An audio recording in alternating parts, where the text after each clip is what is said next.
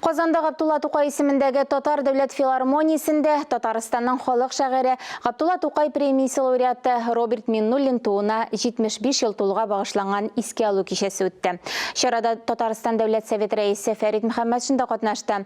Тулырак хәбәрчебез Миләүшә Гыйльфанова язмасында.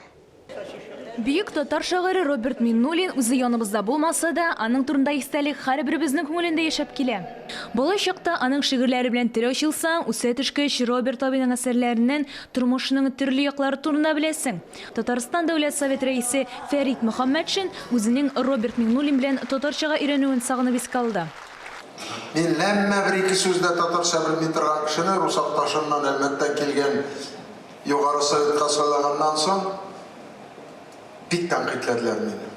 Мен әйтәм, өйрәтәсезме соң? Роберт әйтә, өйрәтәбез. Теләгең булса өйрәтәбез ди. Мин кычкырып аның шигырьләрен өйдә кайтып китабын бүләк иткән укыйм да, белмәгән сүзләрне язып алам да. Роберт, кнопкага басам, кирип чыгар, пожалуйста, рәхим ит. Килә, мен әйтәм, моның сүзен тәрҗемә ит әле. Бу нәрсә дигән сүз соң? Бу нәрсә дип, как его перевести на русский язык дип әйтәм. Искә алу кичәсендә балалар өчен иҗат итүчеләр Роберт Миннуллин исемендәге премия белән бүләкләнде. Алар арасында Галимҗан Гыйльманов кебек тәҗрибәле язучыларыбыз да, әле каләм тибрәтә башлаган гына мәктәп укучылары да бар иде. Андый дәрәҗәле шәхесләрнең исемен мәңгелләштерү ул безнең хөкүмәтнең мәдәният министрлыгының төп бурычларының берсе булып санала. Бер нигә дә карамый, мәхәббәтсез яшәү ярамый. Шагыйрьнең хатыны белән мөнәсәбәтләренә сокланып кына карыйсы килә. Клара ханымга күп кенә шигырьләр багышланган. Үзебез генә, үзебезнең туганнар гына менә шушындый чараларны уздыра алмас иде.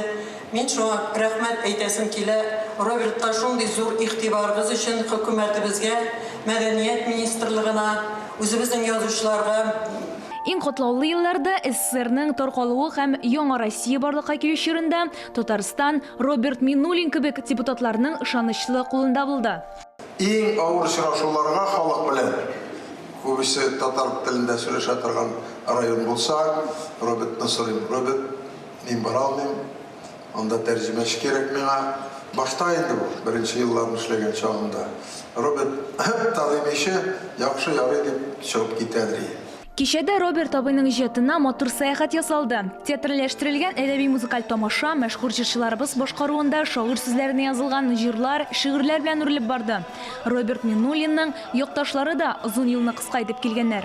Ничә еллар үтсә дә, безнең шигырьләрен бик яратып укыйбыз да, укырбыз да. 2022 елда Республика балалар китапханәсенә Роберт Миннуллин исеме бирелде. 2023 елда Роберт аганың гаиләсе шагыйрьнең иҗатын популярлаштыру максатыннан фонд булырды. Биредә яшь шагыйрьләр, язучылар өчен һәр даим бәйгеләр оештырыла. Робертның шигырьләрендә һәрвакыт кешелеклелек орлыклары, матурлыкны тоя белү орлыклары, кичкенә генә булса да матур, йомшак, юмор орлыклар бар. Һәм алар кеше күңеленә кирип утыргач, матур гөлбакча ясыйлар. Менә шундый яшьләргә дә, өлкәннәргә дә гөлбакча бүләк итеп киткән шагыйрь Роберт Миннуллин. Әүрелә дә курайга, җырга, моңга әйләнә. Күңеле гаҗәйп көйләргә бөтен тирә әйләнә. Татар башкорт халкына син Ходайдан зур бүләк. Минтимер Шәймиев Роберт Миннуллинга багышлаган шигырендә шулай ди. Иҗат елларында шагыйрь татар, рус һәм башкорт телләрендә 34 китап бастырып чыгарган. Миләүшә Гыйльфанова, Ирек Хәмидуллин, Татарстан яңалыклары.